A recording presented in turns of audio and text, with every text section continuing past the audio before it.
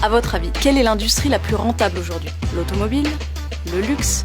L'armement ? Eh bien non, c'est l'industrie du médicament. 950 milliards d'euros de chiffre d'affaires l'année dernière. Et devinez quel pays en est l'un de ses plus gros clients ? Eh bien oui, c'est la France. Championne du monde de la consommation d'anxiolytiques et suffisamment haute sur le podium dans la consommation d'antibiotiques pour qu'on en vienne à se poser cette question. Mais qu'est-ce qui nous a rendus aussi malades ? Alors, face à la malhonnêteté de certains laboratoires qui font du profit sur notre santé, on a décidé de vous donner 5 raisons pour lesquelles il faut absolument arrêter d'enrichir l'industrie du médicament. Alors premièrement, une grande partie des médicaments aujourd'hui sur le marché est complètement inutile. Ça c'est pas moi qui le dis, ça a été démontré par de nombreuses études et par de nombreux médecins comme le Dr Evan dans son livre, qui estime lui que 80% des médicaments est complètement inutile. Dans les médicaments inutiles, il y a deux choses. Il y a d'abord des médicaments tout à fait inefficaces et qui n'ont donc aucune raison d'être sur le marché, surtout à des prix élevés. Mais il y a aussi des médicaments efficaces et même très efficaces qui sont inutiles parce qu'ils sont prescrits à des malades qui n'en ont aucun besoin. Deuxièmement, les laboratoires utilisent l'expertise de certains médecins pour inventer de toutes pièces des maladies qui n'existent pas. Ça fait très théorie du complot et pourtant, ça existe. Ça s'appelle le façonnage de maladies. Une de ces maladies inventées qui est l'ostéoporose. À savoir que l'ostéoporose, c'est comme les rides sur la peau ou les cheveux blancs, c'est le vieillissement. C'est pas une maladie, c'est l'évolution normale de l'espèce humaine, ou d'ailleurs de toute espèce. Les chiens aussi font de l'ostéoporose.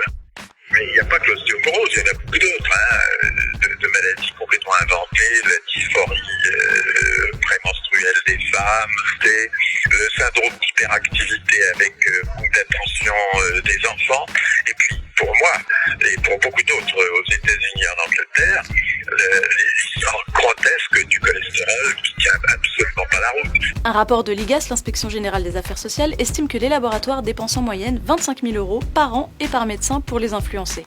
Parmi les plus généreux, Novartis, Servier, MSD, Sanofi, Pfizer, qui dépensent chaque année des millions d'euros pour chouchouter les médecins. Face aux nombreux scandales, l'État a mis en place un nouvel outil qui vous permet de savoir si votre médecin est sous l'influence d'un ou de plusieurs labos.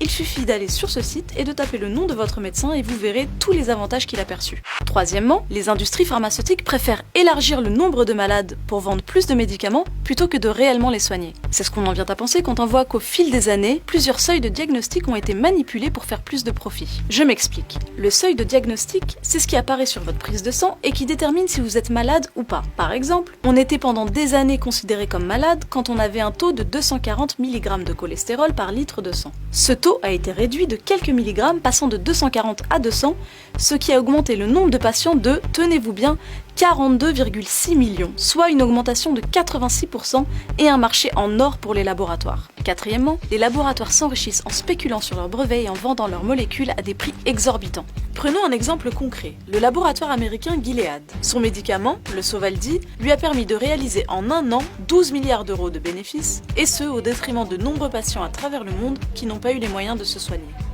Gilead est le seul laboratoire qui a cette molécule et cette molécule est à des prix que personne ne peut s'acheter.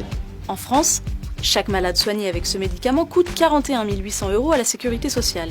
Aux États-Unis, 77 000 €. Mais ce médicament vendu à 500 € l'unité en France ne coûte que 7 € au Bangladesh, pays très pauvre qui, face à l'urgence sanitaire, a décidé de copier cette molécule pour la vendre à des prix raisonnables et soigner sa population. Alors pourquoi est-ce qu'on ne fait pas la même chose ? La situation est inacceptable parce que la France avait justement, de longue date, depuis près de 60 ans, une disposition légale. Le gouvernement déclenche ce qu'on appelle une licence d'office, en anglais Non-Commercial Governmental Use, une utilisation à des fins non commerciales par le gouvernement. Eh bien, ces dispositions, d'autres gouvernements, et je pense à celui de la Malaisie, très récemment, en septembre dernier, 2017, n'ont pas hésité à l'utiliser. Elle payait 12 000 $ le même traitement dont nous parlons contre l'hépatite C au laboratoire Gilead, et elle ne pouvait pas soigner à ce prix-là les 500 000 personnes affectées par le virus de l'hépatite C en Malaisie. Elles ont donc déclenché cette licence d'office et elles ont pu recourir à une version générique à 300 $. Elles ont divisé par 40 le prix.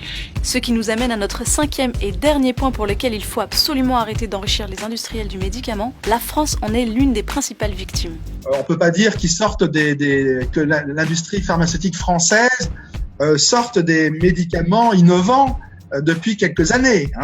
Donc, moi, j'avais fait les calculs sur une liste emblématique en France qui s'appelle la liste des médicaments onéreux. Et donc, en gros, 70% Les dépenses sur cette liste étaient le fait de laboratoires américains, les Anglais, la Suisse. En fait, ces trois-là, on a 70% des dépenses en France. Alors qu'est-ce qui pousse les autorités politiques et sanitaires françaises à faciliter un tel marché ? Les intérêts financiers sont énormes. C'est peut-être la peur pour les pouvoirs publics d'ouvrir la voie vers un autre mode de régulation du prix du médicament. Et là, la pression des industriels est vraisemblablement énorme pour empêcher le gouvernement français, pour empêcher les gouvernements des pays de l'OCDE de recourir à ce type de dispositif. Mais alors, pourquoi continuer à enrichir des laboratoires qui préfèrent de loin nous voir malades que nous aider à guérir ?